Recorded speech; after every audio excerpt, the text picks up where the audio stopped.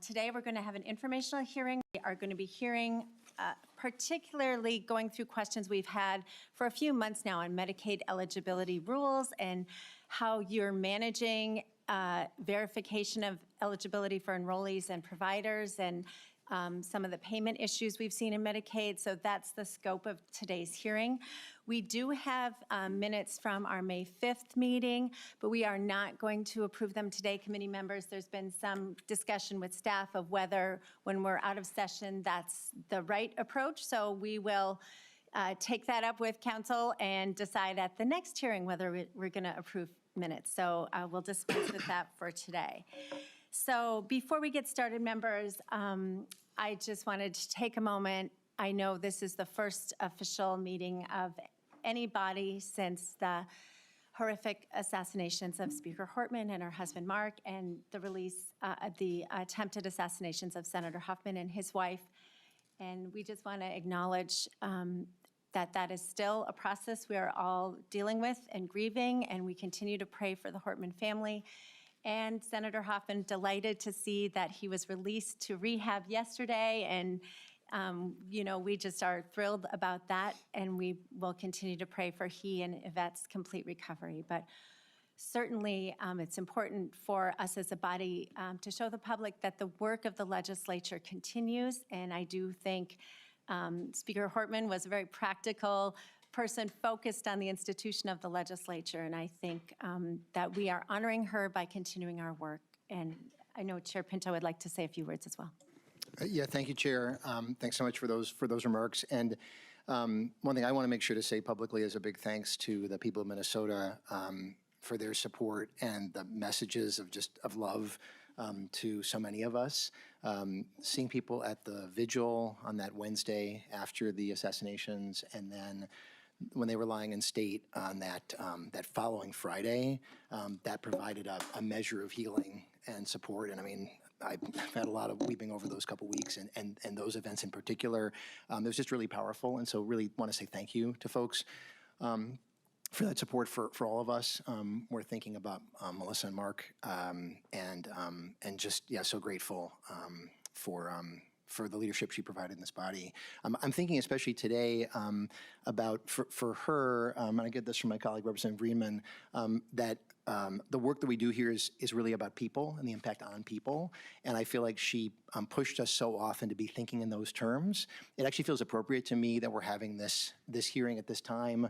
In Medicaid, which is a focus that we're going to be talking about today, is so much about the impact on people, making sure that they have the health care that they need to lead successful lives. And so I'm really grateful to the public servants who work to make sure that that program is available for those who need it. It's a program that is in a lot of our minds right now, and I'm sure we'll talk about this throughout the hearing, but there's been recent action in Congress that we know is going to take a lot of people off the program. And so eligibility determinations are going to be especially important. We want to make sure they wouldn't in any way prevent people from being able to access these services. And as I say, that impact on people, I guess I'm going to have that continue to be uppermost in my mind, both this hearing and this upcoming session. And I hope and would imagine that all of us will have that as well. And so thank you, Chair, for this opportunity. Thanks. Thank you. And before we get started, I just want to kind of remind the public how we got here today. So we had originally scheduled a May 5th hearing with DHS to talk about Medicaid eligibility, and just due to end of session budget negotiations, they requested a delay, which we were happy to accommodate. And then we rescheduled for June 24th.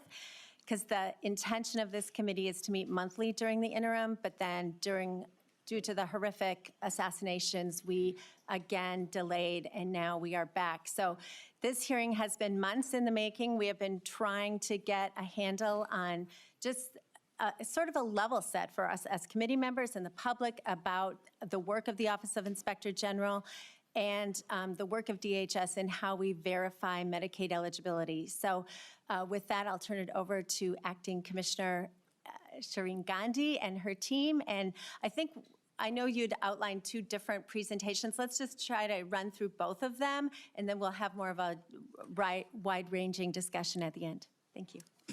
Thank you, Chair Robbins, Lead Pinto, and members of the committee. For the record, my name is Shireen Gandhi, and I'm serving as Temporary Commissioner for the Minnesota Department of Human Services. Before we begin today, I just want to also share my condolences with all of you and your staff for the political violence that unfolded just 3 weeks ago. It's hard to believe. The assassination of Speaker Emerita Hortman and her husband Mark, and the attempted assassination of Senator Hoffman and Yvette are just heartbreaking. We're heartbroken over it, we're angry, and we just want to acknowledge that many of us are still reeling from those events as well.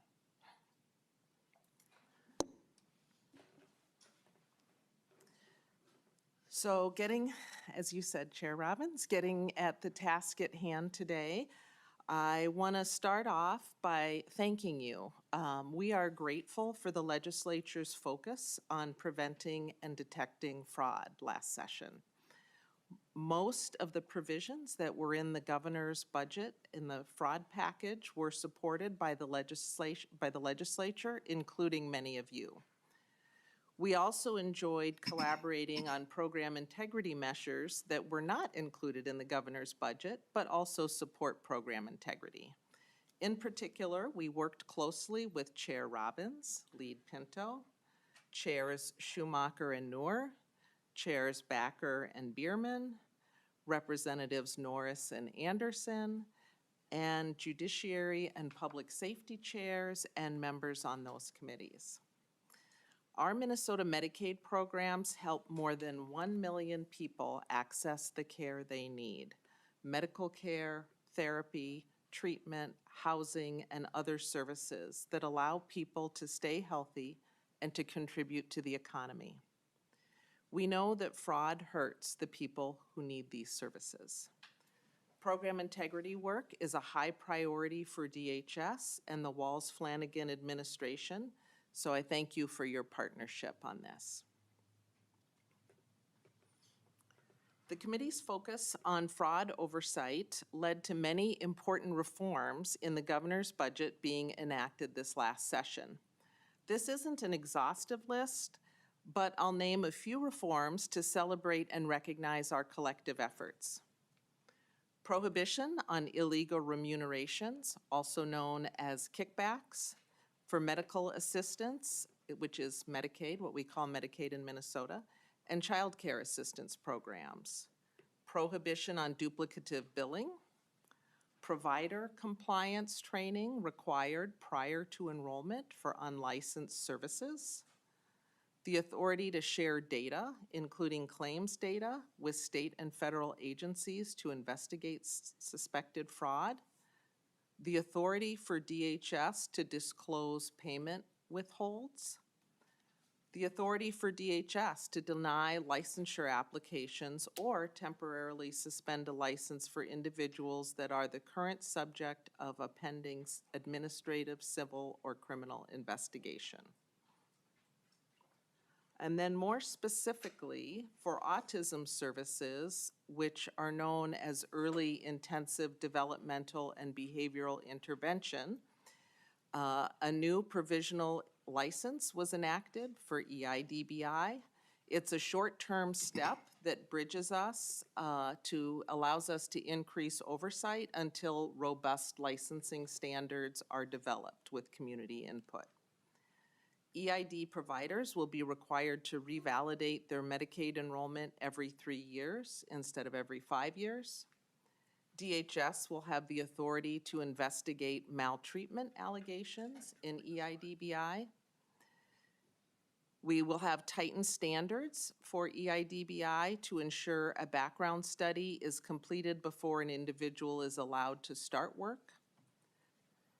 It's added staff to DHS to manage the additional eligibility and compliance checks that will be coming, allowing for a higher volume of on-site screenings and background studies, and improved oversight of clinical requirements to ensure high-quality service, provider retention, and better outcomes for children and families. For the Housing Stabilization Services Program, legislative changes enacted include billing unit limits, capping billing at 100 hours annually per client, limits on remote support to no more than 20% of all housing transition services. Required compliance training. Before enrolling, enrollers and managers involved in day-to-day operations are required to complete training on a number of items, including state and federal billing, documentation and service delivery requirements, enrollment requirements, program integrity, including fraud prevention, detection, and penalties, fair labor standards, workplace safety requirements, and recent changes in service requirements. It also added additional funding for more site visits. Providers will get a pre-enrollment visit as well as unannounced site visits. We are also conducting pre-enrollment risk assessments for all new and renewing providers as part of confirming provider eligibility. That was effective July 1st. And our pre-enrollment risk assessment, which we call PARA for short, in case I use that acronym, will cover the provider's history of performing similar services, whether enrollment would require the provider to perform at a significantly increased scale, and if so, that they have the capacity to do that. The provider's financial information and internal controls, compliance with other state and federal requirements, including debarment and suspension status, and their standing with the Secretary of State. Increased documentation requirements. Recipients of the services must sign that they received the hours that were billed. And lastly, surety bonds. Providers must show proof of surety bond, which helps guarantee performance by the provider, or the state will be compensated and the surety seeks repayment from the provider.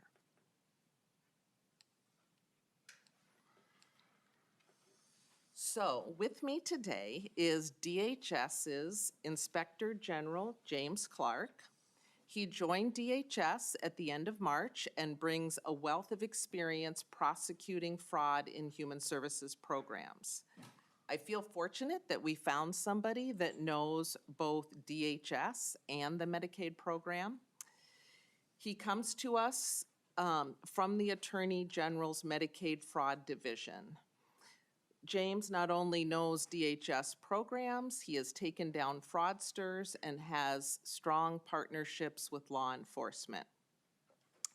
As an Assistant Attorney General, he investigated and prosecuted criminal and civil cases involving the theft of Medicaid funds, the False Claims Act violations, and the abuse, neglect, and financial exploitation of vulnerable adults.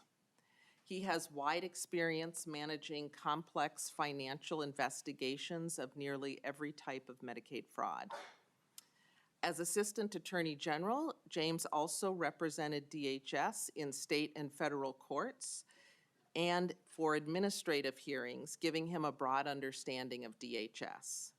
And beyond this, Inspector General Clark understands how critical human services are to the people of Minnesota, having worked for legal aid after graduating law school.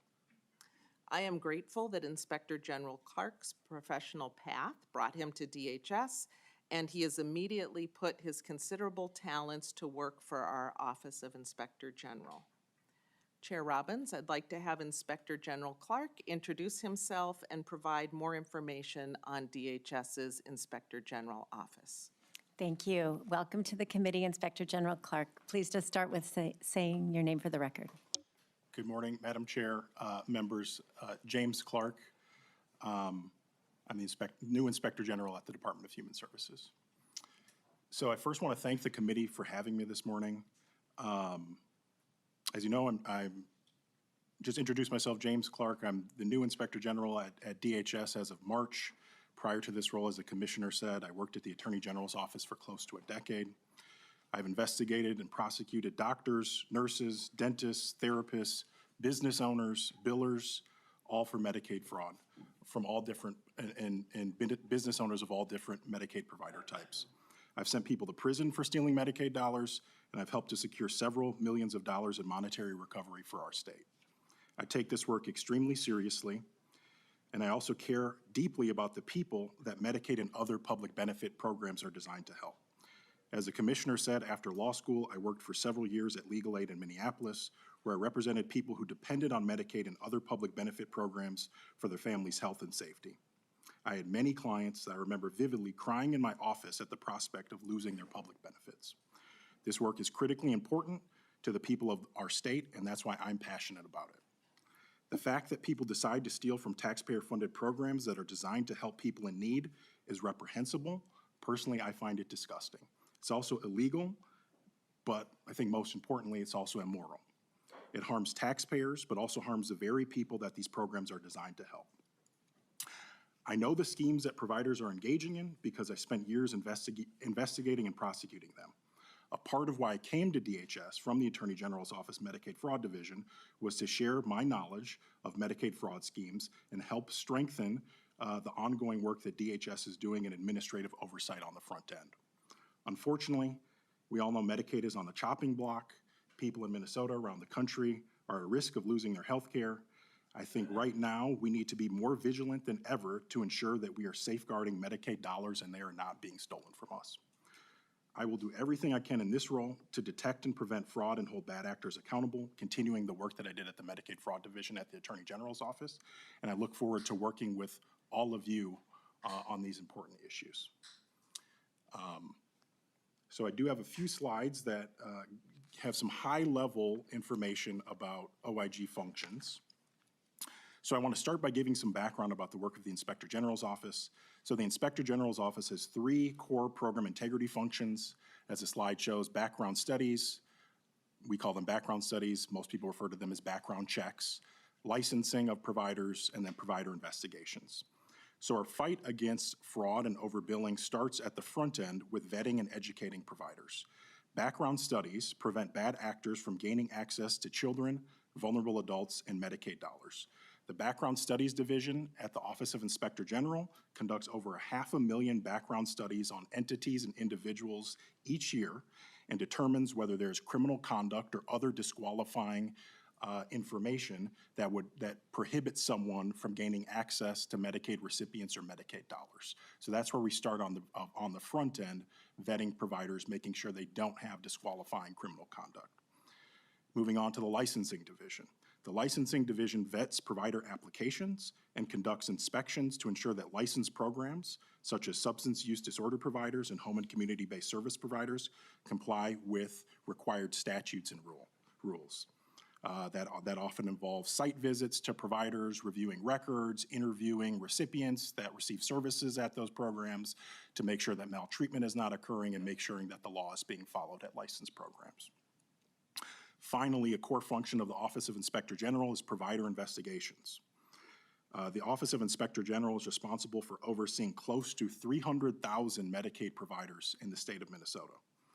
We currently have 988, so close to 1,000 open cases that we are investigating. It's important to note that not all cases and investigations result in findings of fraud, right? Oftentimes there's administrative errors that we're investigating. There's overbilling issues that may not have been the result of fraud, so mistakes, but nevertheless we are investigating all of those cases, nearly 1,000, to make sure that we are identifying any problematic billing practices and recovering any money that the state is entitled to. It is important to note that DHS is not responsible for investigating Medicaid recipient fraud.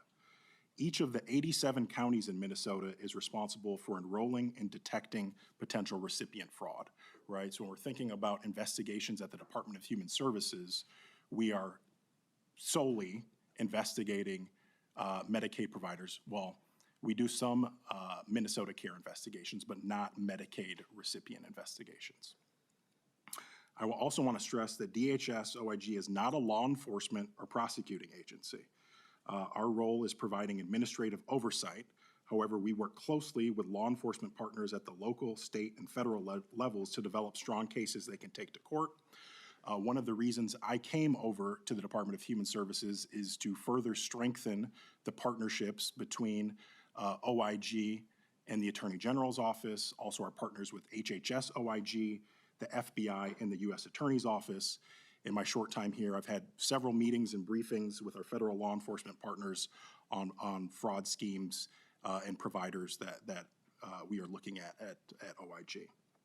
I think it's also important to note that the vast majority of cases prosecuted in our state originated as referrals from the Department of Human Services. But referring a case to law enforcement does not end the Department of Human Services work. After a referral is made, DHS also plays a critical role throughout the life of a prosecution. Speaking from experience at trials and hearings at the Attorney General's Office, really our work depended on the data, the documents, and the witnesses at trial from the Department of Human Services. No Medicaid fraud investigation or prosecution can be successful in the state without the work of Department of Human Services employees. I next want to talk about Office of Inspector General collaboration. As I said earlier, we currently oversee close to 300,000 Medicaid providers. In my short time at DHS, I've seen it's very important to be able to collaborate closely with DHS policy areas. Medicaid rules and statutes, as you all know, can be complicated. They are lengthy. So when OIG staff investigates providers, we rely on the administrative expertise of DHS policy staff who know the rules and requirements of these programs most intimately. Working closely with DHS policy staff also gives the Office of Inspector General the ability to share our hands-on knowledge about fraud schemes and overbilling schemes we're seeing, to work with the policy teams to develop policy and statutory revisions that can strengthen compliance, accountability, and enforcement. This collaborative approach helps ensure that the Office of Inspector General and policy areas maintain a unified strategy for protecting taxpayer dollars. So in my 3 months here, I've seen we are frequently in communication with DHS policy areas, thinking about ways that we can strengthen program integrity across DHS programs. Next slide, please. I next want to highlight the fact that the Office of Inspector General uses data to proactively detect and prevent fraud, waste, and abuse. We have our own in-house data team, our data analytics division, that monitors Medicaid billing data to identify problematic billing patterns and billing outliers that we can then review that data to identify investigative targets. So we have our own in-house data team that's proactively monitoring our billing information and informing our next investigative steps. It's also important to point out that the Office of Inspector General partners with private sector vendors to detect and prevent fraud, waste, and abuse. We work with a CMS, so the Center for Medicaid and Medicaid Studies or Services, mandated federal contractor. We work with that contractor called the UPIC is the acronym, the Unified Program Integrity Contractor. So each state Medicaid agency is required to have a CMS contractor working with them. So that contractor proactively reviews our billing data to detect fraud, waste, and abuse, prevent fraud, waste, and abuse, and also identify program vulnerabilities and room for improvements. We also work with a private sector contractor to conduct audits of providers and recover overpayments. So DHS is doing that work in-house, but we also leverage the experience of the private sector to help us with reviewing billing data and conducting audits of providers and recovering overpayments. The last thing I'd note is that Minnesota is a 90% managed care state. So we heavily rely on the proactive investigative work of our managed care partners, such as UCare, Medica, Blue Cross, and Health Partners, who are responsible for fraud detection and prevention and the 90% of Medicaid dollars that funnel to them. So each of the MCOs that we contract with, they all have investigative units, they call them special investigative units, who are responsible for detecting and preventing fraud, right? So internally, DHS is doing a lot of work. We also work with private contractors, and we also rely on the private sectors, our private healthcare companies here in Minnesota, to prevent and detect fraud of the Medicaid dollars that they receive. Next, I'll briefly walk through this flowchart slide. So the slide contains a flowchart outlining the process for handling provider complaints at the Office of Inspector General. Again, we We review all complaints, tips, or information shared with us. Tips can be submitted online through the DHS website, by phone, by email, in person. We will take tips from any source who wants to come forward with complaints about Medicaid providers. We have a zero tolerance policy for fraud, waste, and abuse, and we take every complaint seriously and track all of them in our centralized computer system. So first, intake staff will review the complaint. If the complaint is not regarding a provider who bills DHS programs, we will reroute the complaint to the appropriate area. Maybe it's a county issue, maybe it's a different state agency issue. For example, we get complaints about healthcare providers who don't participate in the Medicaid program, but they might be licensed by the Department of Health. So we would refer those complaints to the Department of Health. Sometimes our office will need to reach out to the reporter to gather additional information or clarification.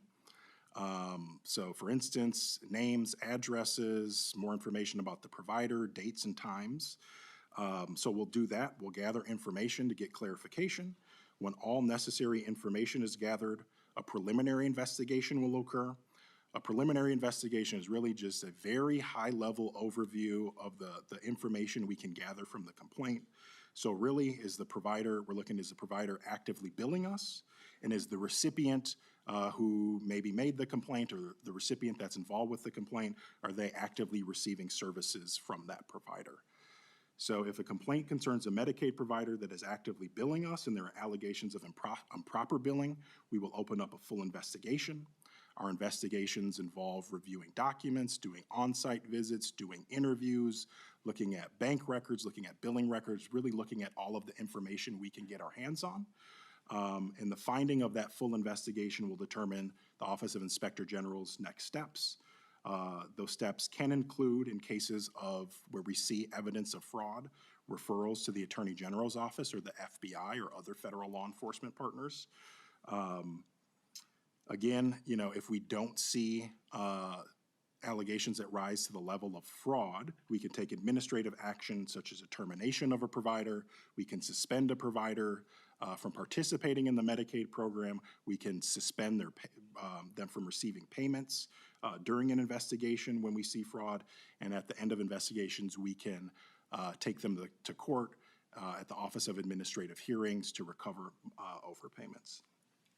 Just like to point out that the case that I last charged before coming over here at the Attorney General's office was a pretty large racketeering case involving a Medicaid provider or personal care agency. And that case, right, that I charged worked its way through this process, right? So it started as a complaint, a Medicaid recipient calling DHS saying, hey, look, I'm not getting the care that I'm supposed to. I think something's wrong with this company. DHS investigated that complaint through this process here. DHS stopped payments to the providers. DHS referred to the Attorney General's office. The Attorney General's office expanded the scope of that investigation and ultimately charged a very large racketeering case for that provider. So that's all I have in terms of slides. Again, that's a very high-level overview of the work we do, and I'll give it back to the Commissioner. Thank you very much. Commissioner Gandhi. Thank you, Chair Robbins, members of the committee. The committee also asked us to provide information on Medicaid eligibility and oversight of the program, so our remaining slides will cover this request. Federal law establishes the minimum eligibility requirements for individuals to qualify for Medicaid. There are many factors that impact Medicaid eligibility, including citizenship, immigration status, state residency, income, and assets for some. In Minnesota, counties make individual medical assistance eligibility determinations, as Inspector General Clark noted, and oversee alleged recipient fraud.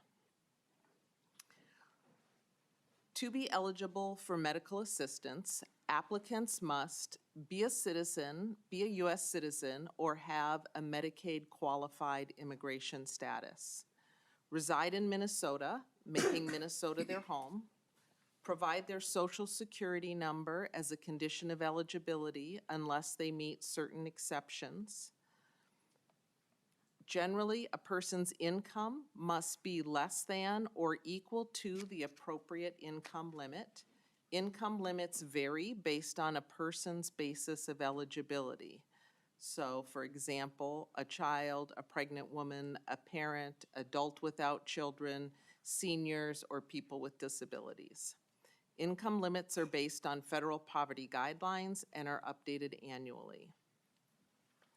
There is an asset limit for people who are 65 or older and people who are disabled.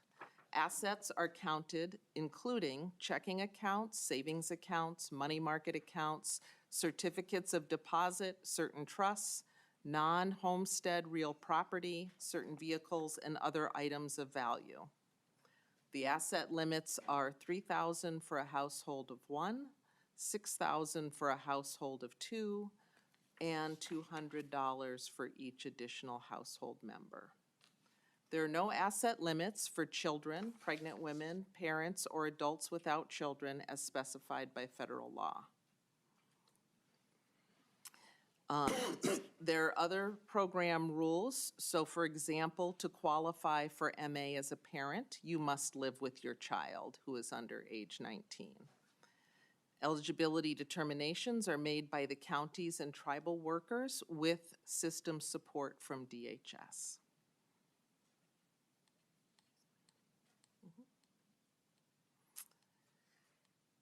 A renewal is a review of income and other information to see if individuals and other family members are still eligible for medical assistance. Generally, this happens once every year. At renewal, Medicaid agencies are required to first check electronic data sources to see if they can automatically renew an individual's eligibility before requesting additional documentation.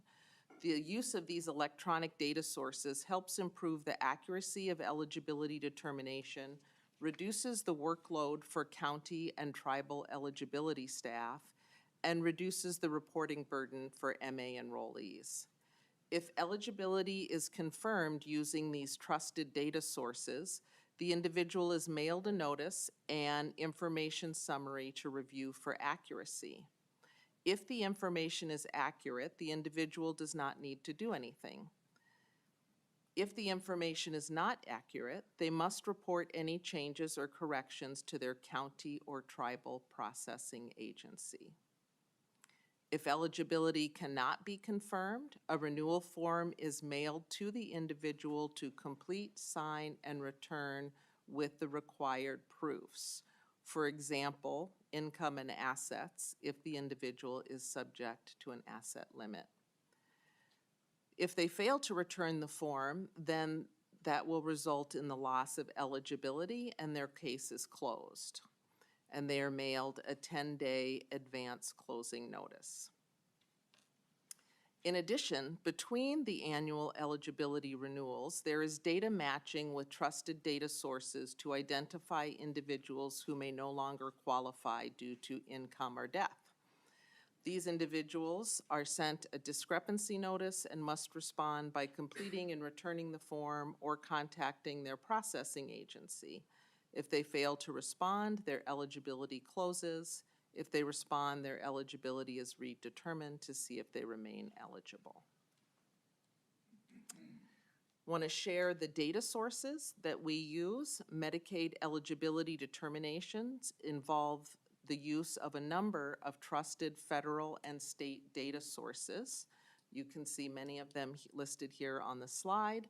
They corroborate the information provided by the individual at application and annual renewal. The data that we use includes data from the Social Security Administration to verify Social Security numbers, SSA benefits, and U.S. citizenship, and identify deaths. The U.S. Department of Homeland Security is used to verify immigration status. The Internal Revenue Service is used to verify income and self-employment. Equifax, also known as the work number, is used to verify wages. The Minnesota Department of Employment and Economic Development is used to verify wages and unemployment benefits.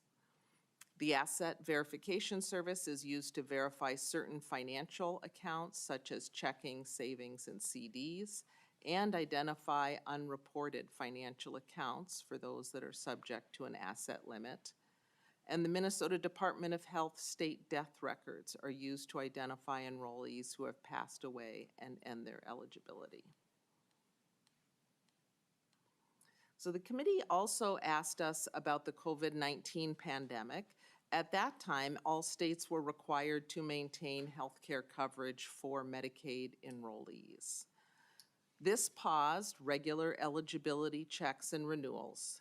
Minnesotans who newly gained eligibility or already had eligibility for medical assistance or Minnesota Care remained enrolled in the coverage regardless of most changes in their lives that previously would have affected their coverage. Continuous coverage helped Minnesotans access care during the global pandemic and maintained high insurance coverage rates in the state. In the spring of 2023, Congress passed legislation requiring states to return to standard Medicaid eligibility procedures, which included an annual eligibility review. This meant, as of March 31st, 2023, the continuous enrollment provision ended. The process of renewing all recipients was completed in June of 2024, which was a very heavy lift for the counties and the state. And for the past year, regular annual renewals have been taking place. Turning back to program integrity, DHS is currently in the process of implementing laws enacted by the 2025 legislature. Paramount to this work is ensuring that the laws are implemented according to the letter of the law and as intended. DHS looks forward to ongoing collaboration with partners to implement what was passed. There are many steps to implementation. We have to communicate. Some of you may have seen emails from DHS on new laws or heard an end of session presentation. It's important that DHS communicates new requirements with providers, community, update fact sheets, provider manuals, hold meetings with various partners and constituents, including counties, provider associations, tribal nations, advocates, and healthcare systems. We also have to collaborate across DHS program areas to implement Medicaid changes. This requires updates to the Federal Register, member notices, provider notices, managed care contract amendments, and federal approval. In some cases, DHS needs to submit amendments or waivers to the Centers for Medicare and Medicaid Services seeking federal approval. As part of this process, DHS must post changes for public comment and work over the course of approximately 3 to 6 months to get approval. We also have to update systems, as we've talked about in this committee previously, which is a critical component of implementation. We partner with Minute on that work, as well as external vendors. So while we are next slide, in the midst of managing this important work of implementing state changes, the federal budget reconciliation bill was just signed into law on July 4th. DHS is still assessing the fiscal and enrollment impact of the bill on Minnesota healthcare programs, but estimates are that it cuts roughly $500 million in annual funding to Minnesota, while increasing costs and red tape for counties, hospitals, and enrollees. The Association for Minnesota Counties estimates that the requirements in this bill will double and possibly triple the administrative workload to counties. Counties have shared that even with the recent funding, Minnesota's outdated systems, some of those are ones that we've talked about in various committees, SSIS, Maxis, METS, will make it very challenging to implement this bill. They are assessing the specific costs to the state for systems upgrades as they plan for the 2026 legislative session. And the most recent projection from the Kaiser Family Foundation for the Reconciliation Bill estimates that between 150,000 and 250,000 Medicaid enrollees in Minnesota will lose coverage because of the bill. people with disabilities, older adults, people with mental health conditions, rural hospitals, and nursing homes are likely to be the hardest hit by a weakened state Medicaid program. It's important to keep in mind that impacts on Minnesotans who rely on Medicaid, Minnesota providers, and Minnesota's taxpayers are cumulative and interactive. Among the many provisions, the bill implements work reporting requirements, 6-month eligibility checks, and cost sharing for adults in the expansion group, reduces retroactive coverage, which means MA applications need to be submitted quickly to ensure people have the coverage they need for their bills to be paid to providers. This puts additional pressures on navigators, hospitals, and counties and others who assist people in filing their applications for MA.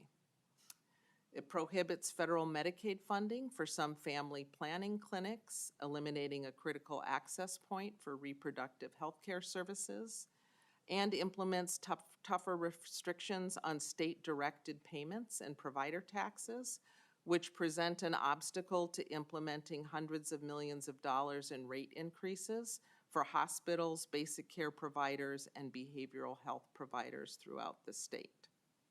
So in short, while we are working to implement the strong program integrity measures that this legislature passed, we are also juggling these significant changes, federal changes that are costly to Minnesota.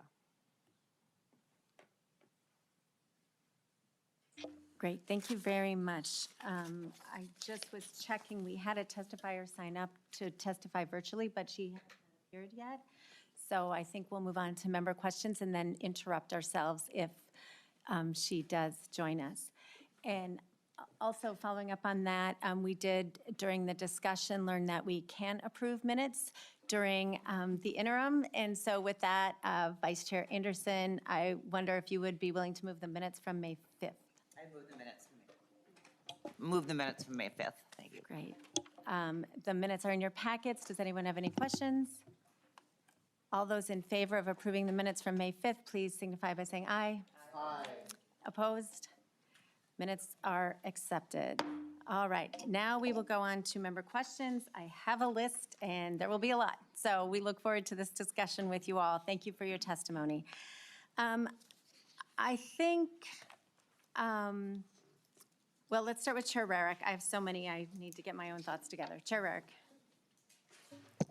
Thank you, Madam Chair. Thank you all for being here and being back so many times. Commissioner Gandhi, I appreciate that, and it's great to have the new Inspector General. It's fantastic. So I just wanted to get a better understanding of the Inspector General's office within DHS. And it's interesting that he would work for the Attorney General, because we had Keith Ellison, Attorney General, in. And when we were talking with Attorney General Ellison, he had mentioned that they oversee $20 billion a year in Medicaid money. And I'm just wondering if you, I've got a few questions around that, and maybe you can verify that if that's accurate with money that kind of flows through DHS and some things that they're responsible for in, you know, because they're all the fraud they're responsible for in Medicaid, the Medicaid area. So the question is it $20 billion annually of money that flows through for Medicaid? And secondly, I also, at that time when he was here, we talked about the misappropriations or incorrect payments or fraud or whatever category you want to put it in. We talked about that briefly, but at that time, I had kind of thought about the number of 1.5% because that was a really, really low misappropriation rate from DEED when we had all of the money going through from COVID money. But since then, a federal number has come out with this big bill that was just passed, and it was 5.06% of an inappropriate payment rate. And when I do that number, instead of it being, say, $200 million a year of fraud or misappropriations, it's $1 billion. So I'm wondering, because you didn't give us any of that high-level information, can you first tell us how much flows through DHS for Medicaid Secondly, what is your fraud rate? Is it 1%? Is it 2? Is it 3? Is it 4? Is it 5? Is it higher than that? Because that's just a federal average for Medicaid. Thirdly, I want to know, you said you had about 1,000 cases right now, approximately 1,000 cases. And if I recall, in previous testimony, you had 491, or just shy of 500 employees at the Inspector General office. So can you tell us how many employees that you have, and how many of those employees are working on the cases? Because if you had, say, almost 500 employees and only 1,000 cases, that's only 2 cases per investigator, which seems kind of low. But I'm assuming that you have other folks doing other things. But can you kind of do a breakdown? So hopefully you got all those questions, and I did it that way so that we can move quickly. Thank you, Madam Chair. Yes. Commissioner Gandhi or Inspector General Clark? I can take a stab at it. So, thank you, Madam Chair. Thank you, Representative Rarick. So there was a lot to unpack there, so I will try my best. So I believe that figure, $20 billion, I believe that's the total amount of Medicaid spending in the state of Minnesota, right? So when the Attorney General's office is saying our Medicaid fraud division is responsible for overseeing $20 billion, I think that's what he's saying, right? And we know not all $20 billion is being stolen to fraud, but there is a percentage that is. Hence, we have prosecutors that prosecute those cases where there is fraud. So I think that $20 billion is correct or close to correct. I think it varies from year to year. Looks like the commissioner is shaking her head, right? So $20 billion, the Attorney General's Medicaid Fraud Division is responsible for overseeing. The scary thing is they only have about 6 or 7 prosecutors, right? So when you think about the amount of resources that would be needed, right, to really oversee a $20 billion program, we have to think about whether or not the Attorney General's office has the amount of resources it needs, and also whether DHS OIG has the amount of resources it needs. $20 billion is a lot for us to be in charge of and safeguard. The second part of your question was about improper payment rates. I've seen that figure where CMS is estimating nationwide it's about a 5% improper payment rate. The most recent figure I saw, and I kind of anticipated this question because I saw it posed of my former boss, Nick Wonka from the Medicaid Fraud Division when he was here to testify. So I did some digging, thankfully, with some of our folks at DHS. And so the most recent statistic I was able to find was a CMS study from 2022, which says that Minnesota's improper payment rates are actually less than that national average. So I've seen a 2.2% rate of improper payments in Minnesota. So this was in 2022. I was preparing on the fly here. Again, I'm new at DHS, been here about 3 months, but at least CMS said as of 3 years ago, we were better than the national average in improper payment rates. And also, it's important to note, improper payments does not mean fraud, right? There's a lot of administrative error, a lot of, documentation issues, not everything that we investigate. So getting to the 1,000 cases, right? I think I wish I had the percentage. I don't. Again, I'm new here. I can get that information for you. But it's a small percentage of that 1,000 that then gets referred to the Attorney General's office for suspected fraud. I think so far in 2025, and I wish I had these figures in front of me, it's around 30 or 40 case referrals for suspected fraud that OIG has made to the Attorney General's office.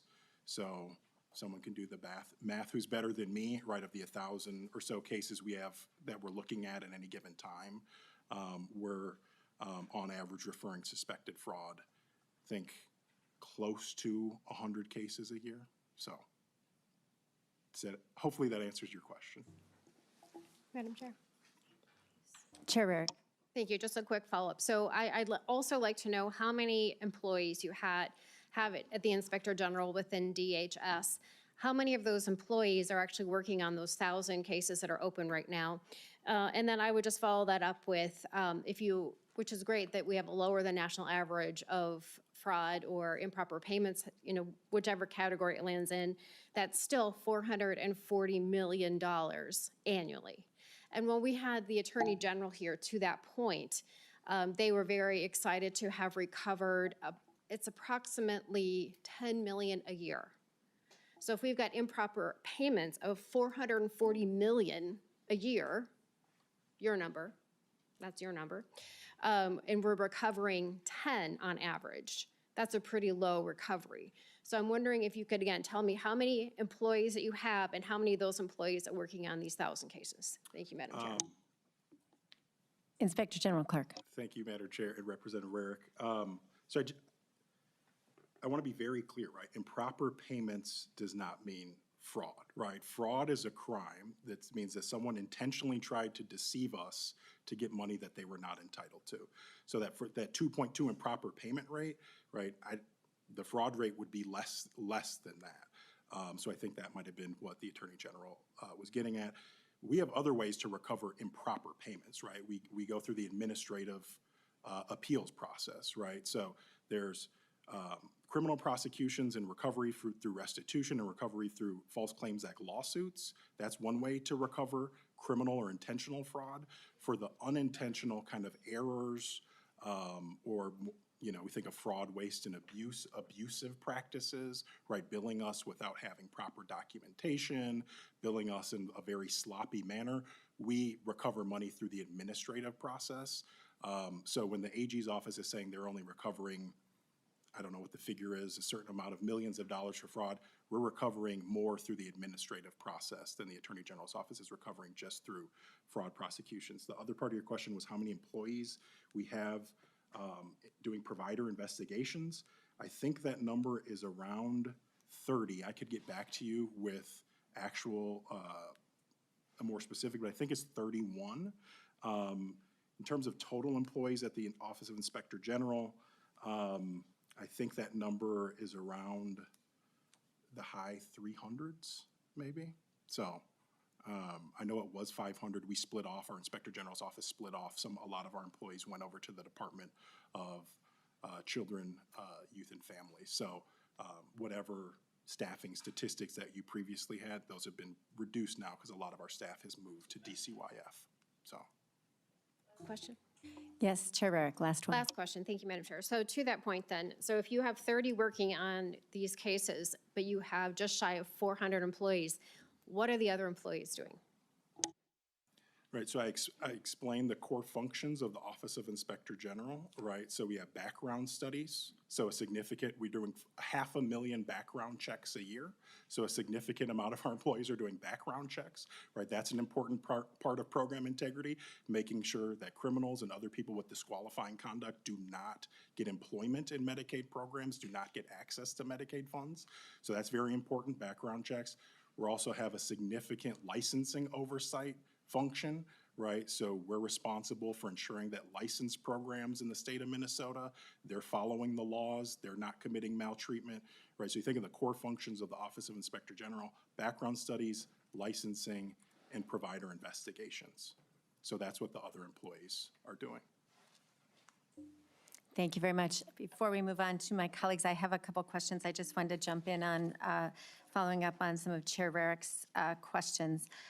First, you talked about improper payments, and I appreciate that, but I'm sure you're aware that just last month there was a GAO study talking about how there's a low rate of audited findings of improper payments with managed care organizations, but that nobody seems to be checking up on how the managed care organizations provide payments to providers. And that seems to be where the bulk of the fraud is. And at the state level and at the federal level, that doesn't seem to be happening. So could you comment on what procedures you currently have or will put in place to ensure that we're monitoring the payments between the CMOs and their providers? Thank you, Chair Robbins. That's a very important question. And I think this is a very important point for everybody to understand about the Minnesota Medicaid program, right? 90% of the Medicaid dollars in this state are managed by managed care organizations. Again, the UCares, the Blue Crosses, Medica, Health Partners, there's others, right? So DHS, to a certain extent, is a pass-through entity, right? The money comes from taxpayers to DHS. DHS sends that money to the managed care organizations who are responsible for the care and the payments for Medicaid recipients, 90% of which get insurance through those entities. So In terms of what we are currently doing with managed care, so we have a team, it's a small team at the Office of Inspector General whose job is to provide oversight to managed care organizations and their SIU divisions. In fact, I just had a meeting with that team yesterday to talk about their work. Again, I'm fairly new to DHS, so I'm getting up to speed on what we're doing, but I think this role of managed care oversight to make sure, again, that these entities that have 90% of the Medicaid funds going to them are taking actions to suspend providers, to terminate providers, to make referrals, right, either to DHS or to the Attorney General's office. That is a very important space that I plan to look into more closely. I know we're currently doing work. We do audit managed care organizations to make sure that they're taking the actions that they're supposed to.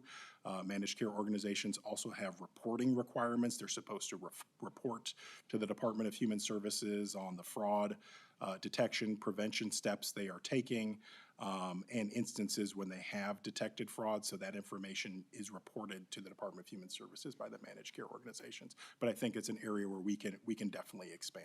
Thank you. So I would like to request that you send us whatever the most recent reports are so that we understand. I would like to know what is the percentage of fraud in the managed care organizations that either has been self-reported or that you have identified or that CMS has identified. My understanding is CMS is doing audits themselves of the managed care organizations on a rotating basis across states.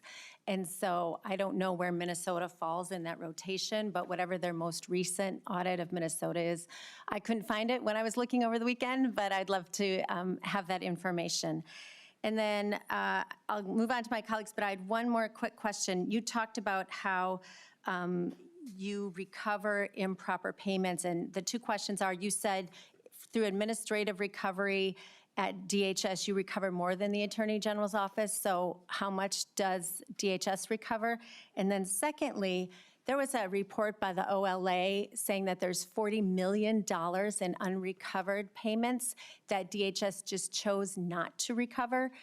And I would like you to speak to why you're leaving $40 million out there. Thank you. Thank you, Chair Robbins. Unfortunately, I'm not familiar with that OLA report, so I'll have to do homework after this hearing to take a look at it. We will make sure you get a copy. And then what was the other part of your question? I'm sorry.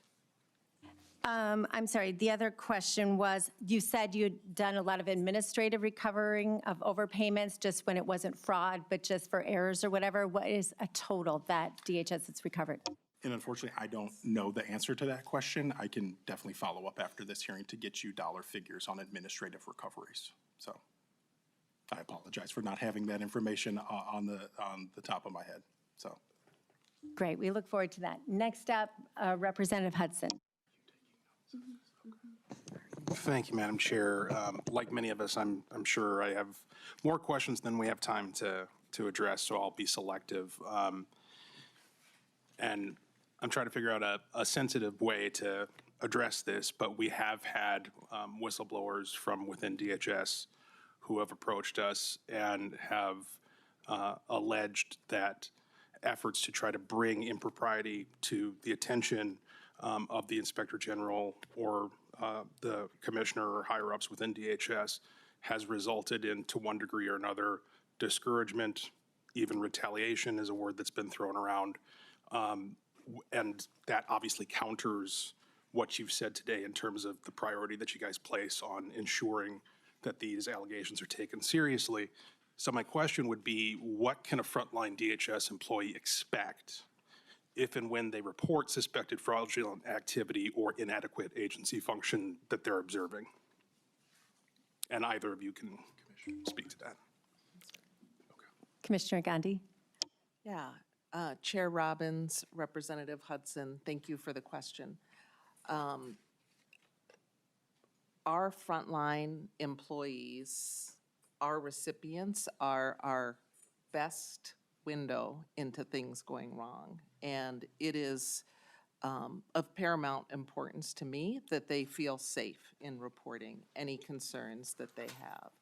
Now, I know that people will not always feel safe. As a former chief compliance officer and working with compliance officers around the country, there are always concerns of retaliation. That's just part and parcel of reporting concerns. So I think it's important that we have more than one avenue where people can report concerns.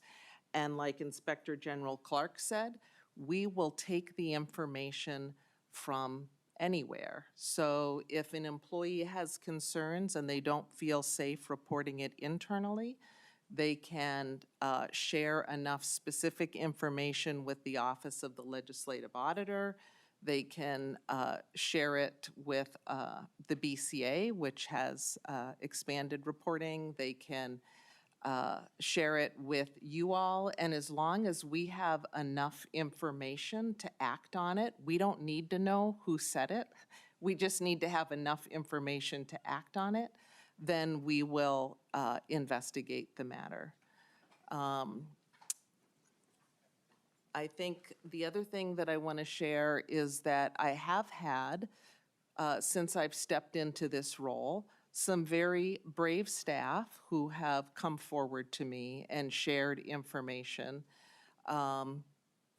sometimes anonymously and sometimes not anonymously. And in those instances where there's been enough credible information provided to me, I will take steps such as hiring an independent investigator. I don't need to know the name. I just need to get the information so we can take action. Representative Hudson. Thank you, Madam Chair, and thank you, Commissioner Gandhi, for that answer. The other thing I wanted to ask you about was we received some public testimony with questions regarding your stated opposition to the OIG bill that unfortunately, from some of our perspectives, didn't get across the finish line at the end of session, despite its broad support in the Senate and a lot of conversation about it that took place throughout the session.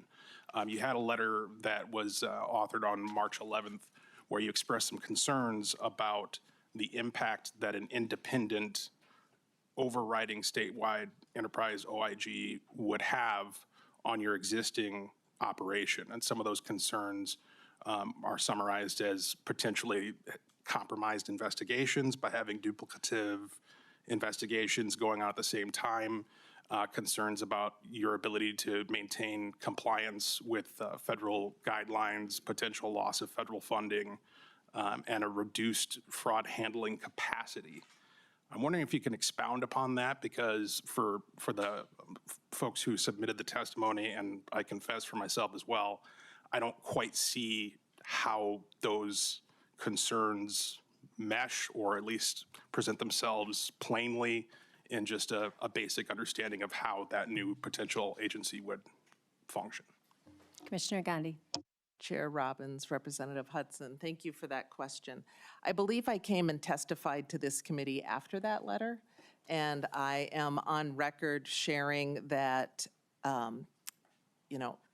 I generally support program integrity measures that are going to advance integrity in Medicaid's programs, in protecting the state's taxpayer dollars, just as a general statement. What matters is how we do it and how we get there. And so I think if legislation comes forward again, we would like to work closely with you so that we can make sure that our federal requirements work. I believe that it is very important that DHS maintains an Office of Inspector General. You heard Inspector General Clark talk about the close collaboration with our program areas and how we have to knit together the program areas and the oversight to have the strongest work. And so it's important that we maintain that and we maintain our federal obligations. We do the work that's required to do, and there may be a way to also have that work together with a statewide OIG, but the details matter, and we need people that understand them more than I do. Our federal relations officers, our general counsel, legal advisors, state advisors, our federal partners to work on that together to find something that works. Thank you. Thank you. Representative Anderson. Thank you. I'm going to follow up with that, and then I have another question.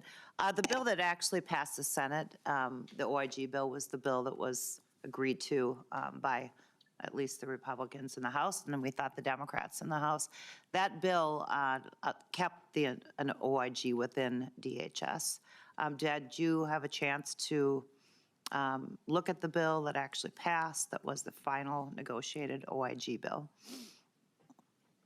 Commissioner Gandhi. Yes, I mean, our staff did look at that. Yeah. So my question is, do you have my understanding was that DHS was as close to they could get, because they, in actually being okay with that bill. Is that correct? Commissioner Gandhi. Honestly, I can't recall. I mean, so I know that we were committed to working, if that was going to move forward, committing to working with the legislature to get it right. How close or not it was, I would need to go back and check with our general counsel and federal relations experts. Okay. Thank you. We'll get off that. That will be back. That issue will be back. I have a question for Inspector General Clark, and welcome, and I hope that you clean up the department and do what needs to get done. So I know that a lot of the things happened before March, before your time there, and there's a lot of work that needs to get done so that we don't have all the fraud that's been happening within DHS and within Medicaid, as we're talking about that specifically, but there's other programs too. My question, so the OIG within DHS is studying about 100 cases a year, according to you, to the Attorney General. And we have been told again by whistleblower, there's a lot of people talk to us, obviously. Some maybe is accurate and maybe some isn't. But we've been told that there's a lot of cases that end up where the Attorney General's office needs more information. They send them back to DHS and they just die at DHS. And maybe if you can comment on that, what percent of the 100 cases that per year of fraud that go to the Attorney General's office, what percent are actually prosecuted? Inspector General Clark. I don't know that answer. I mean, I think that answer is better posed to the Attorney General's office. I'm here at DHS, so I don't know the exact amount that they're prosecuting each year. I want to say, now this is, could be speaking out of turn here, but I want to say, listening to when the AG's office was here, Nick Wonka, again, my prior boss, I think the number was in the 40 or so range of convictions that they got in last calendar year. But again, prosecutorial decisions, whether or not to prosecute, I mean, those are decisions that are made by the Attorney General's office. So numbers, reasons why cases are declined, reason why cases are prosecuted, I mean, I think those questions are better posed to the Attorney General's office. Vice Chair Anderson. Okay, thank you. So about 40% are actually get all the way. So that's give or take. I'm a lawyer, I'm Rough. not supposed to speculate. Okay. I mean, that's to the best of my knowledge, right? But I mean, I could be way off too, though. So Okay. I would recommend following up with the AG's office. Vice Chair Anderson. Thank you. And then maybe this is a better question for Commissioner Gandhi, but of those 100 cases, approximately a year that are sent to be prosecuted, or looked at, what percent are we stopping payment on? Because we have the AGs, and we've always been able to stop payment. So that was, always, long before legislation this last session. But what percent, I mean, are we actually taking action? Or are we just letting this sit for a year or two and maybe it gets prosecuted if they have enough evidence? Commissioner Gandhi. Chair Robbins, Vice Chair Anderson, thank you for that question. What I can tell you is, since I've been serving as temporary commissioner, that's the information that I have, and we are taking action immediately as soon as we have enough information to stop a payment, unless the law enforcement entity that we're working with asks us not to. So our default position now is to stop payment. Vice Chair Anderson. Okay, thank you. That's, Last one. yeah, that's good.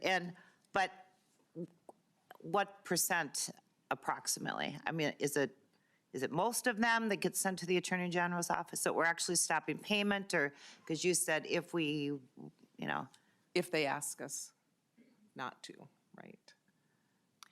okay, thank you. Thank you. I would just like to follow up. If you could give us a number, and you can report back, but in the last year, how many cases that have risen to the OIG's office or to the Attorney General's office have you actually stopped payment on? That would be great.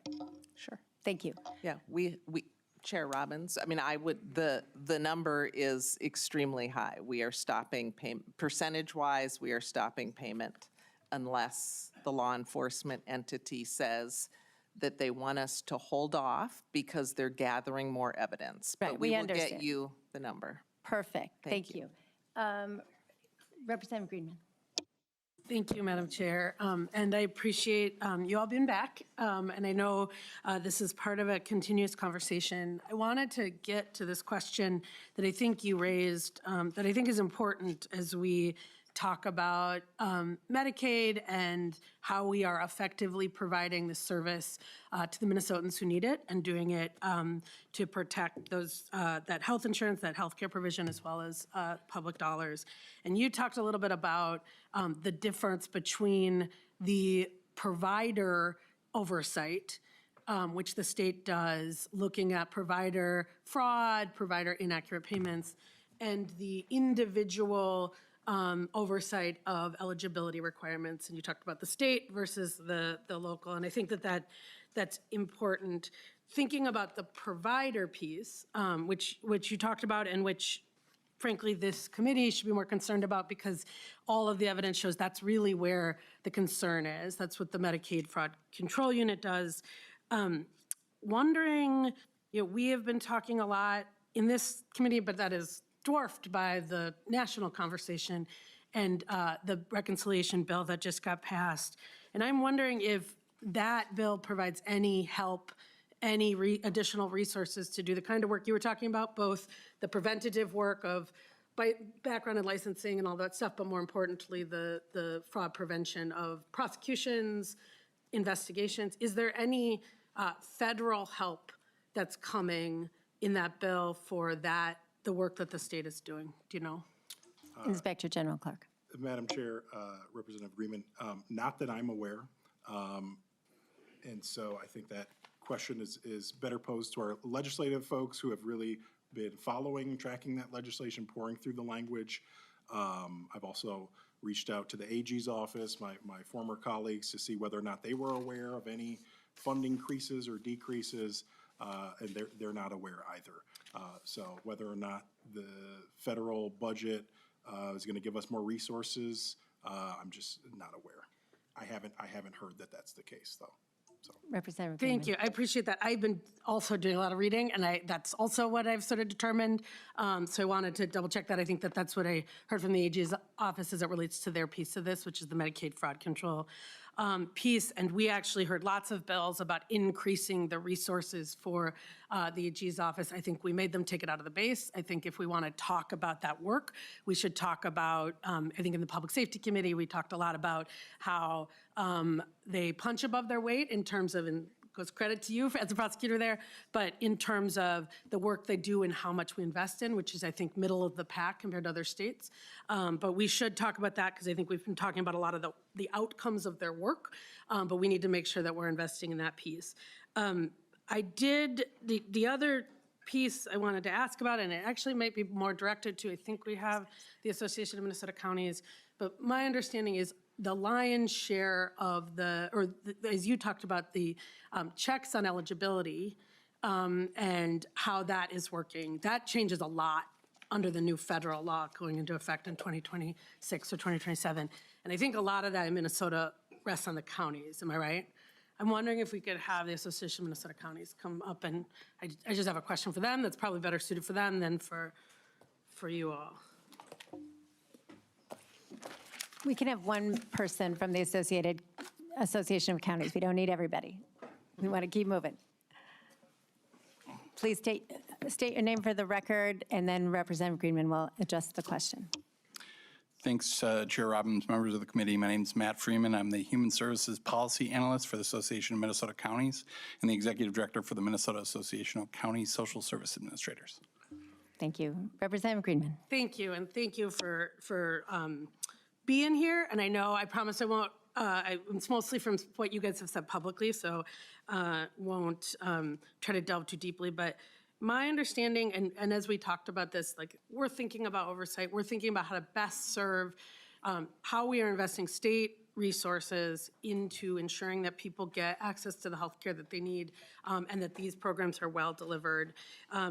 It's my understanding that the verification checks sit at the county with you all. I think I'm interested in how you pay for that. But let me just wrap all this question into one, which is, I think it's undisputed that the issue of Medicaid fraud that we are concerned about is not an individual eligibility issue, it is a provider issue.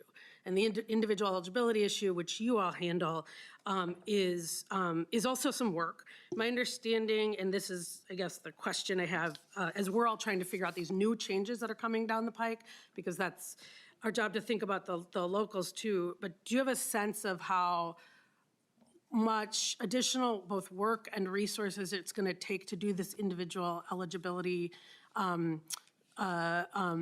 verifications, work requirement verifications, and if you think that that extra resources is going to be made back by the ineligible folks you find, or the fraud as it's defined in statute that you find. Yes. Madam Chair and committee, yeah, county's role in the eligibility process is the individual eligibility, and so we remain committed to program integrity, both in preventing folks who are not eligible from accessing services, but also the importance of ensuring those who are eligible are able to access that. The bill, reconciliation bill just passed last week, so we're still in the process of analyzing and looking at what that impact will be on counties locally in our role. Again, Minnesota is one of 10 states where counties administer Medicaid, helping with enrollment, eligibility, and the renewals. And we're one of 25 states that contribute financially to Medicaid, mostly through our targeted case management contributions. We're expecting significant cost impacts and workload impacts. I think you heard earlier from Commissioner Gandhi about some of those projections. I think we've looked back at the 2018 local fiscal note that was done on a work requirements around Medicaid bill here at the state level that projected about $160 million at that point for the local impact cost of doing that additional work requirement work for counties. In addition, we do know in the bill it includes additional verifications, particularly for Medicaid expansion populations, which will be more work for counties, and additional challenges on our existing technology system between Maxis and METS and other systems that don't inherently or aren't easily adjusted to incorporate new changes from the federal level. So we're expecting property tax burdens to counties, increased workload for the folks that are currently working on eligibility. We're concerned about the ability to add that workforce is a long-standing challenge. And we do know that other changes in the bill beyond Medicaid, there really is intersectionality with changes to the SNAP program or food stamps in access to services like child care or cash assistance. Many of the folks who are needing economic assistance are the same folks that are intersecting with our healthcare system. And so I think there are a lot of concerns at the county level about that impact. And additionally, looking at administrative burden of changes and complexity in our system, we have a very complex eligibility system. And that creates more challenges for disqualification for folks, not because they're not inherently eligible, but because the administrative work creates a barrier or that there's an error in that process. And so making the system more complex with more steps doesn't inherently prevent fraud or ensure that folks who aren't eligible access that information. It more often, in examples like Arkansas on 1115 waiver, disqualifies individuals who are eligible but ran into an administrative barrier.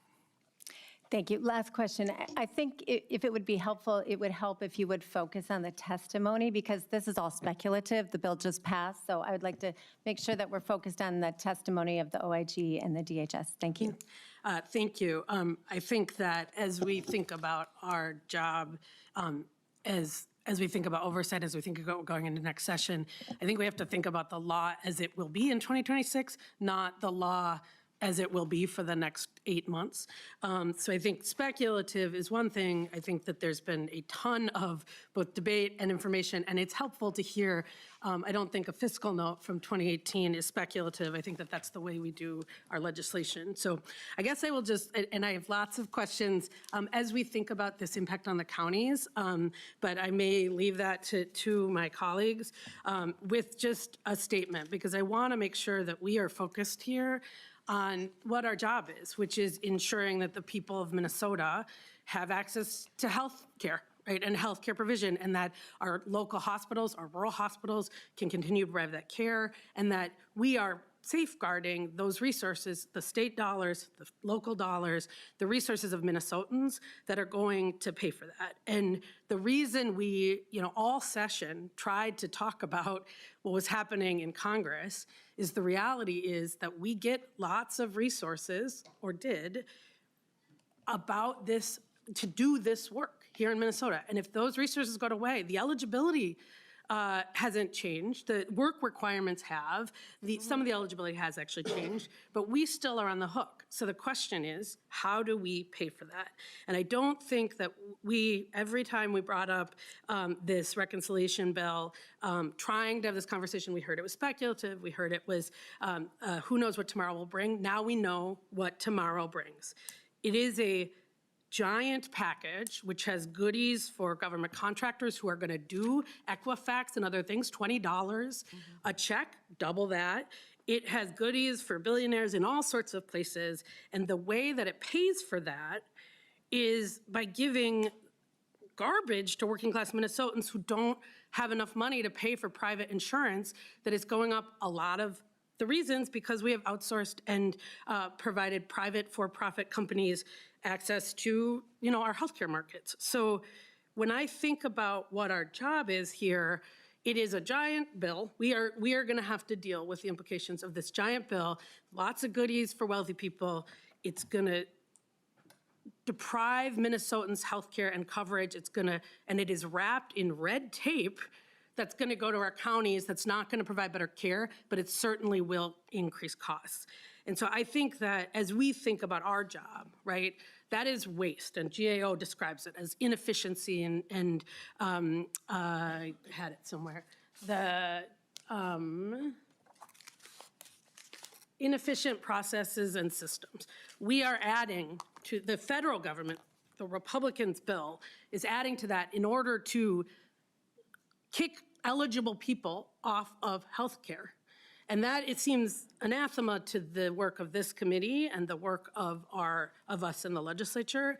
And so I guess what I would just ask, as we look at all of this, right, we have to focus on provider fraud. We have to focus on how do we ensure that the people who are billing the state for resources to provide these are providing the services that people need. And we have to ensure that people who are eligible for these services get them, and get them in a way that doesn't require our counties and cities to have to raise their property taxes in order to provide useless and ineffective things. So I think that this has been really helpful. I think as we talk about this going forward, I do think we're going to have to think about both what's happening at the county level and what's happening at the state level and how we as a state are investing in it. But I hope we think about our systems not just from the perspective of the myopic view of what we have decided, because frankly, we don't have control over what the Republican big terrible bill did. But we will have to deal with the impact of that as it relates to Minnesotans, working class Minnesotans, rural hospitals, and frankly, the taxpayer dollars at the local level that are going to go up. So that, I will leave my questions there and leave it to other people, but we have our work cut out in front of us, and it is not an assignment that we asked for, but it certainly is something that we're going to have to make sure that we protect Minnesotans and their health care from, and we ensure that people know who is cutting them off of healthcare. Thank you. Representative Schultz. Thank you, Madam Chair. Thank you to the commissioner. Thank you to the counties as well. I appreciated the insight today. And the thing that I'm really deciphering here amidst all of the testimony is the impacts that was just discussed by Representative Greenman, and I appreciate her perspective. But let's level set here a little bit. Okay, so we've been talking about the amount of money of Medicaid dollars that are spent in Minnesota. Let's compare ourselves to similar sized states. $20 billion is spent on Medicaid in Minnesota on an annual basis, as was provided by the people at the desk from the Department of Human Services. By comparison, two larger states, Colorado and Wisconsin, both spend approximately $13 billion in Medicaid spending. How is it that Minnesota provides $7 billion more than those states that are larger than us? I think that's an open question for us. And then let's also talk about what the commissioner just said the bill from Washington is going to do to changes in Minnesota. She said that there's going to be $500 million of costs per year, and that 150,000 to 250,000 people will be removed, okay? That still is what? $6.5 billion more of benefits provided than states of similar size to us. So my question is, who are these people that are receiving $7 billion more than states that are larger than us? And let's start there. Commissioner Gandhi. Chair Robbins, Representative Schultz, thank you for that question. In Minnesota, the majority of Medicaid spending is for older adults and people with disabilities. While they make up 14% of the population, the spending for them is about 60%.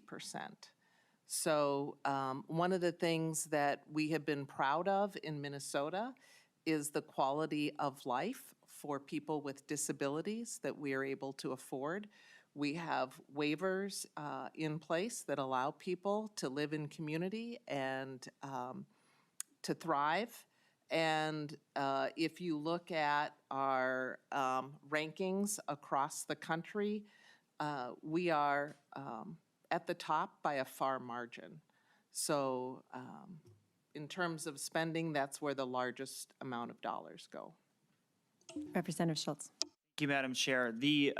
I find it really hard to believe, and I believe there's actually direct data that contradicts what you just said, that there aren't people with disabilities or seniors that live in those same states, Wisconsin and Colorado, larger size states than we are here in Minnesota.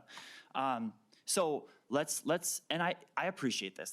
It's going to be a question about the state budget. It's going to be a question of our values, how we talk about supporting the dignity of work. It's going to be having that conversation about who is eligible. So in Minnesota, how does one qualify for Medicaid that has been so much more generous than states around us?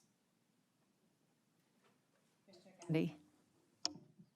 Chair Robbins, Representative Schultz, I went over the eligibility requirements. I'm not sure of the question. Representative Schultz. Thank you, Madam Chair. Well, certainly, I'm expecting that if there's such a huge amount more that we're spending in Medicaid, that there are Minnesotans that are qualifying that wouldn't in other states. What are those eligibility requirements that provide more assistance to people who aren't eligible for the same benefits in other states? Commissioner Gandhi. Chair Robbins, Representative Schultz, I don't have a crosswalk between the two states you mentioned and our eligibility requirements. Representative Schultz. Thank you. Well, at the end of the day here, what Republicans are championing is this idea that there's a dignity of work And if you're an able-bodied adult, that you should be contributing to our economy. And we have huge opportunities for jobs across the state to make great wages, to get jobs with employers who have health insurance. And the bill that just passed in Washington is all about ensuring that able-bodied adults, people who look just like me, and many of us around this table, that they're contributing to our society. So we need to take a look at Minnesota, because somehow there's $6.5 billion that could be going to help support counties as they administer this program. And even if we just use your number, Commissioner, it would be $500 million that could go to help support those counties as they do the work. So it seems like there's plenty of money for us to discuss around this as we seek to make sure that we're building a culture of work, and so that we aren't having the same programs and the program issues that we've seen here in Minnesota with huge fraud. Because it was the governor who said earlier this year that I think it's probably a culture of generosity. I think it's a culture of being a little bit too trusting on this. Those were his words. So I guess the question, my final question for you, Commissioner, what have you done since the governor uttered these words to change the culture within your agency so that we're not seeing the levels of fraud that we have seen in Minnesota? Commissioner Gandhi. Chair Robbins, Representative Schultz, in the few months that I have been temporary commissioner, I have been working closely with the members of the Office Inspector General. I have been collaborating with the Department of Public Safety, the Bureau of Criminal Affairs, and looking to strengthen wherever possible. So a couple specific actions would be that in March, I designated a couple services, EIDBI and Housing Stabilization Services, as high risk. In the Medicaid program, agencies have the authority to do that. That went into effect June 1st, and that put into place additional oversight requirements in these unlicensed programs. We now have background checks of owners. We have the ability to do site visits and revalidation more frequently. In addition, DHS worked very closely with the Walz-Flanagan administration and had many program integrity measures in the governor's bill that we advocated for. The legislature passed many of them, and many of you supported those measures. Thank you. All right. I know we have two more questions, but I had a quick question. So I think part of the question of how we compare vis-a-vis other states is that we have what we call the expansion population, which is adults between 19 and 64 who are able-bodied. We've become an expansion state to take that on. But we also have an expansion of programs that other states don't have. Those are the optional benefits. And so I'm not going to ask for you to provide it right now, but what I would like to know is what are the optional benefits outside of traditional Medicaid that Minnesota has signed on to? Because that's where the fraud seems to be, and I want to get back to that. It seems to be in some of the programs you've already identified as high risk, housing stabilization, sober homes, autism centers, peer-to-peer recovery, non-emergency medical transportation, in those things which are optional benefits that other states don't have necessarily. That seems to be where the bulk of the fraud is and a bulk of the cost. So if you could just get back to me with what are the optional benefits Minnesota has adopted versus traditional Medicaid, acute and primary care, and also the expansion population. How many more people did that add to the rolls when we took that on? My understanding, which I have from the Department of Medicaid, CMS in DC, is that we have 318 people, 318,000 Minnesotans in our expansion population, which is way more than we have in our other adult, which is caretaker, pregnant parent, disabled, or elderly. So 318 people who are the able-bodied 19 to 64 who will now have work requirements, and that those people get a higher benefit than the national average. They get $10,713 per person, and the national average, according to CMS, is $7,569.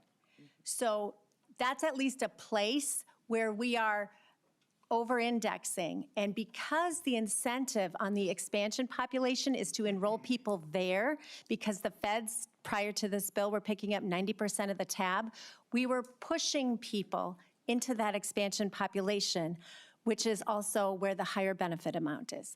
So please get back to me with those numbers, because that's the crux of what we need to be talking about here. We need to find out where the fraud is. We need to find out where our benefits are more generous, perhaps, than other states. And we need to figure out how we can make these programs affordable so that the people who really need it, the disabled, the elderly, pregnant moms, parents, children under age 14, those are the traditional Medicaid population and are most vulnerable that we need to continue to serve. So that is my request. And now we'll go on to Representative Elkins. Thank you. Thank you, Madam Chair. I've got 2 lines of questioning. I'll try and keep them brief. Thank you. But the first one, we talked earlier about how 90% of our Medicare patients are covered under managed care organizations. So I'm not sure which of you would want to field this, but my understanding is that for the MCO managed patients, we're reimbursing the carriers on a capitated basis, are we not? Commissioner Gandhi. Chair Robbins, Representative Elkins, that's correct. Yeah. So under this arrangement, if there is fraud, if there are fraudulent claims in that part of the market, and the carrier pays them, it comes out of their pockets, not the taxpayers' pockets, right? Commissioner Gandhi. Chair Robbins, Representative Elkins, correct. Yeah. So in 90% of our market, the taxpayers are not, liable for any fraudulent claims that are paid, which is consistent with all of the reading that I've done that says that fraud is much more prevalent in fee-for-service programs than it is in managed care programs. So that's the one line. The other line, I've been thinking as I was listening to the earlier testimony, is that, clearly one of the things that's happening here is that both the OIG and the Attorney General's Medicaid Fraud Unit are having to choose which claims to pursue given limited staffing. And so the economist in me tells me that, you would pursue the claims with the biggest reward. And forego pursuing the claims with the smallest reward.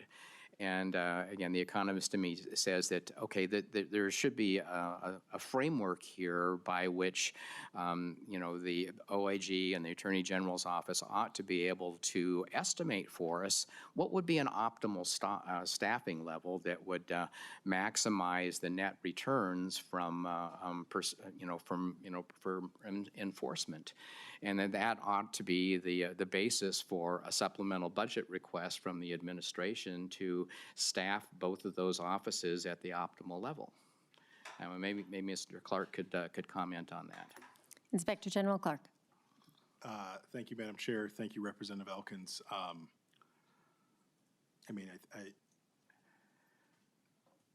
think the point that I'd like to make is fighting fraud takes resources. Yep.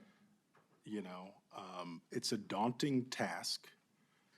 I thought coming over from the AG's office to DHS, thinking that I was going to be at least partially in charge of integrity of a $20 billion Medicaid program, right? That's a heavy ask. Mm-hmm. There's lots of money. We have 300,000 Medicaid providers in this state. Yep. The AG's office only has a limited number of prosecutors. OIG has a limited number of investigators. Detecting, preventing fraud, fighting fraud takes resources. We're doing what we can with the resources we have, and I think we're doing a good job. Like I said, we're doing our own data analytics.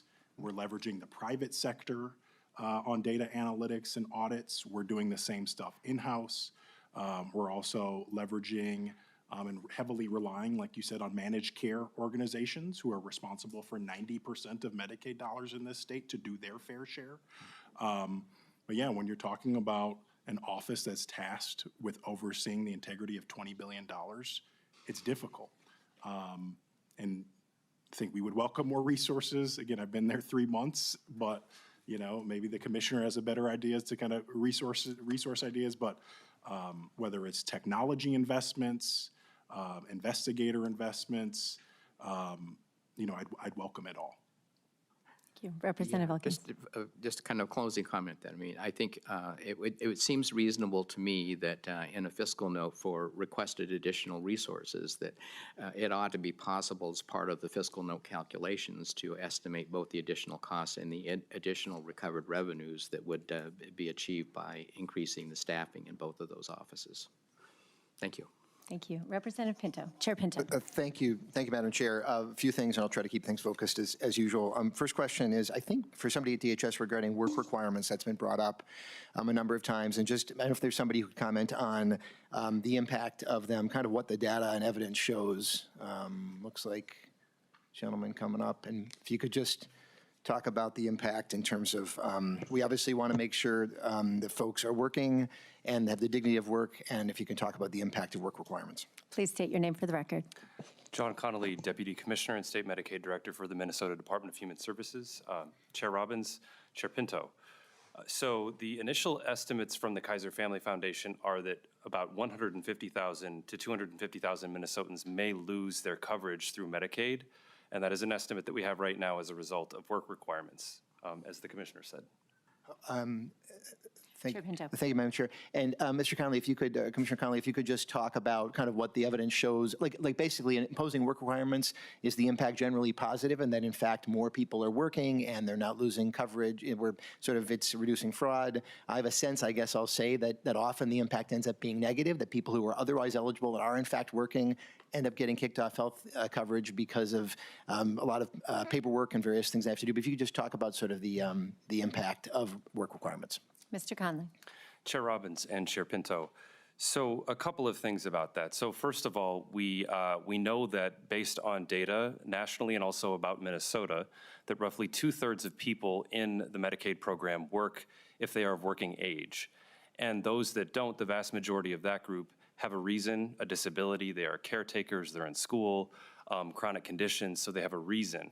A small share of the remainder that aren't working would kind of be incentivized to find work, but it's a very small share, less than 10%.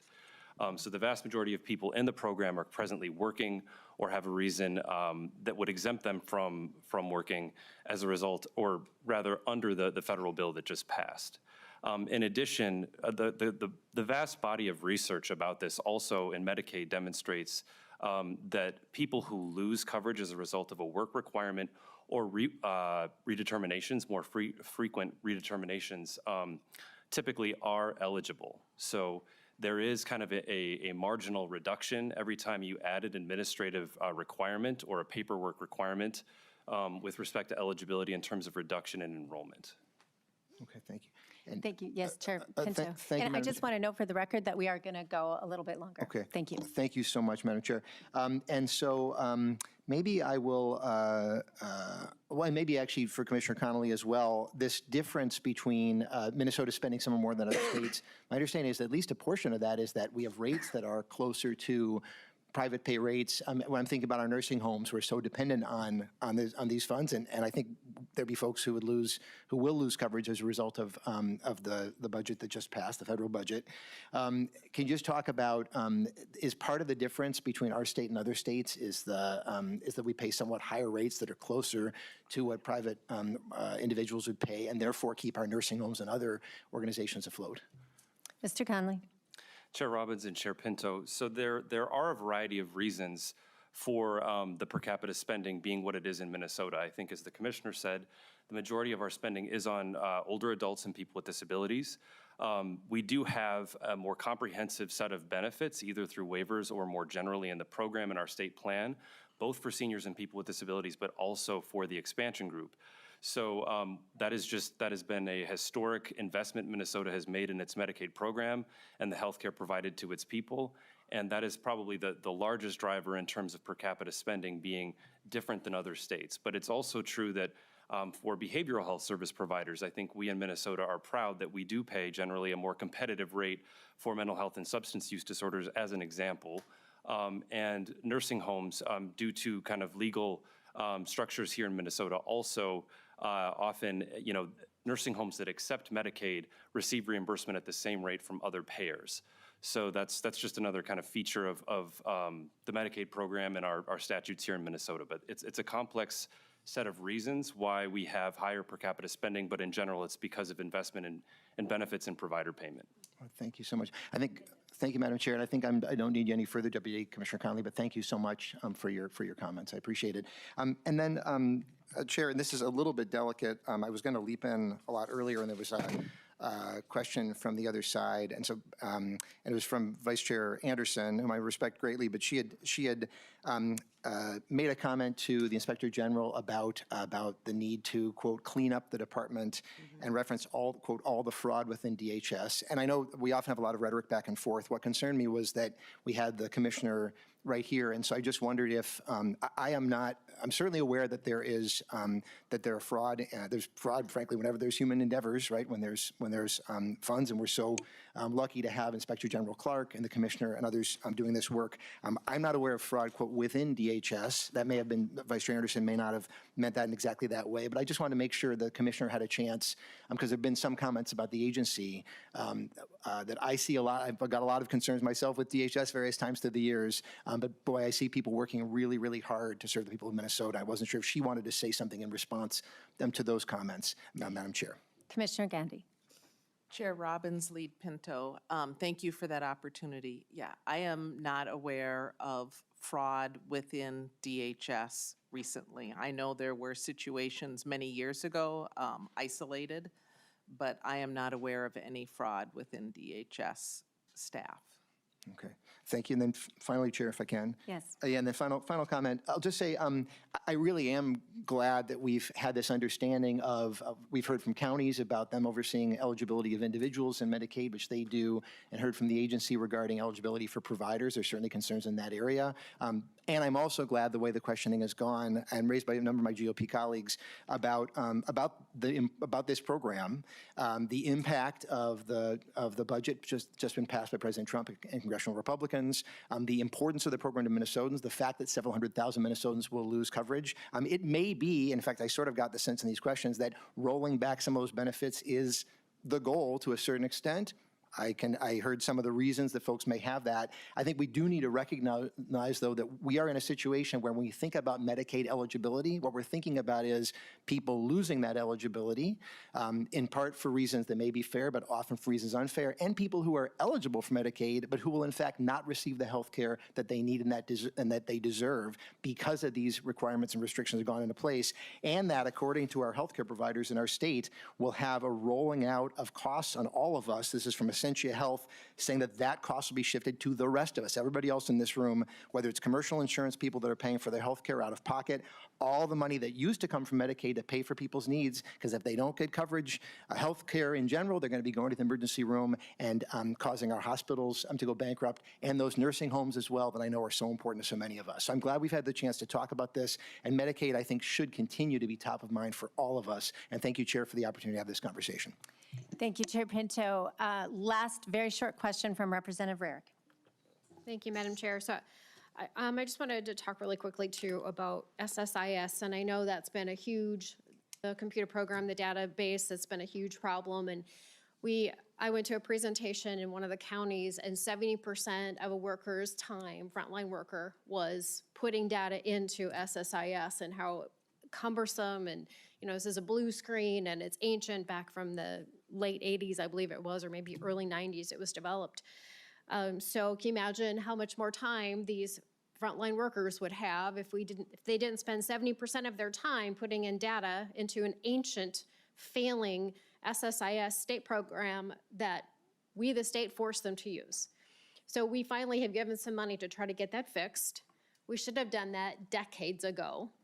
It's absolutely ancient. And I'm surprised Representative Elkins didn't talk more about that because he's kind of our data guy over there. But that is significant. I think we need to talk about how impactful and cumbersome our state of Minnesota outdated programs are. It puts so much burden on the county, so much burden on the frontline workers, both at the state and at the county. So again, 70% of a frontline worker's time at the county is spent putting data into this archaic system that doesn't work. And half the time they get the circle of death. So they, they sit there and they wait and wait and wait and wait and wait for this thing to load, or it fails altogether or whatever. So we need to fix that. We finally put some money towards fixing that. So that's one.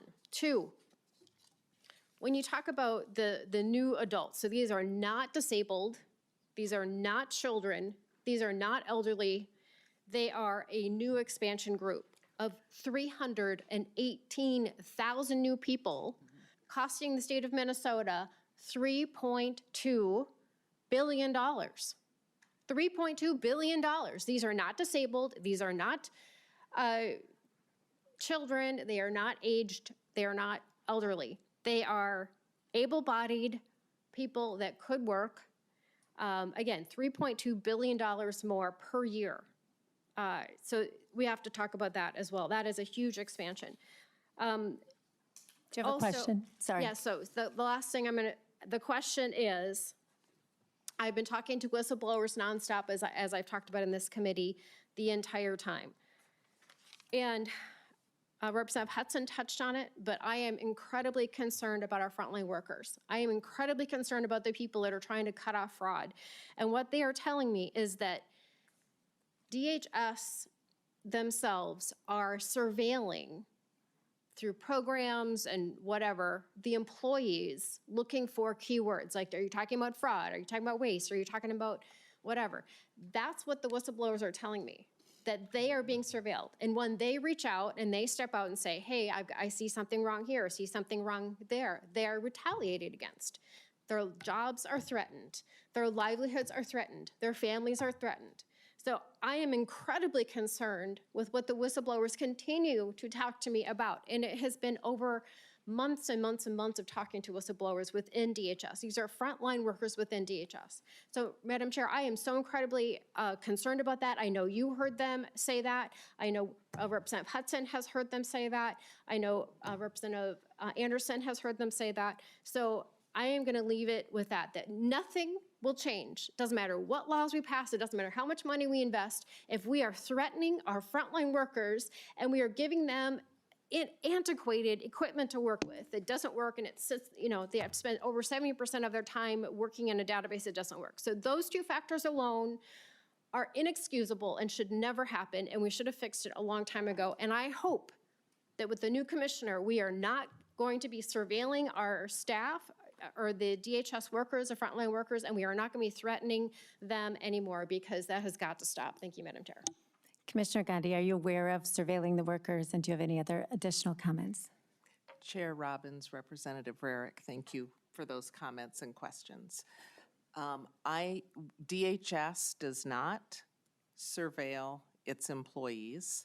We have, what I will share with you, and happy to meet with you in your office separately, but when we get complaints, employee complaints of wrongdoing, if our investigation requires us to look at employee emails to understand what's happening, we have a process in place whereby that has to be requested, that information is kept, and so there is a record of any time that we do that and the words we were looking for. We are not looking for whistleblowers.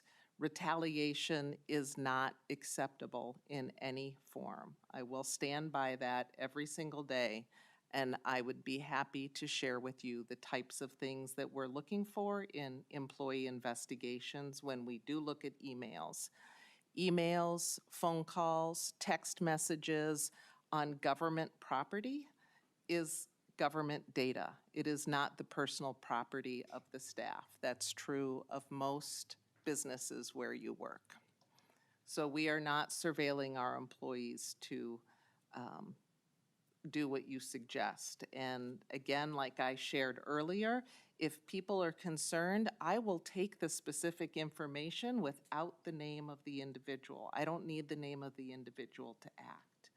So we will take action on any information that we receive, whether it comes from an employee or not, with a name or not. Secondly, I want to just thank you for your comments about the SSIS system. When the Children, Youth, and Family was part of DHS, and I toured the state and visited counties and tribal nations, I got to see the very same green screens that you're talking about. I heard about the amount of minutes county workers spend with downtime. It is a system that the state should have invested in upgrading a long time ago. I couldn't agree with you more. I'm very thankful that the legislature put money forward and that now DCYF and Minute are working on, together with the counties on addressing the systems.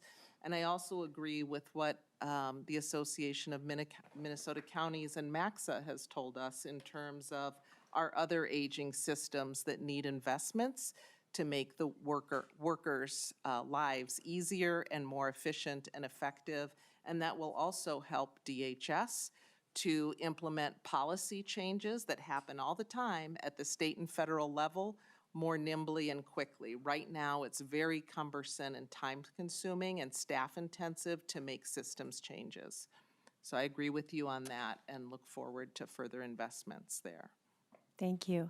So I just was reminded of one question I had from actually my freshman year when I served on the HHS committee. I have not served on it since my freshman term. But there was a controversy or an issue, I'd say an issue, not a controversy, about making sure that there were data matching reports provided to the legislature. And that was paused during COVID.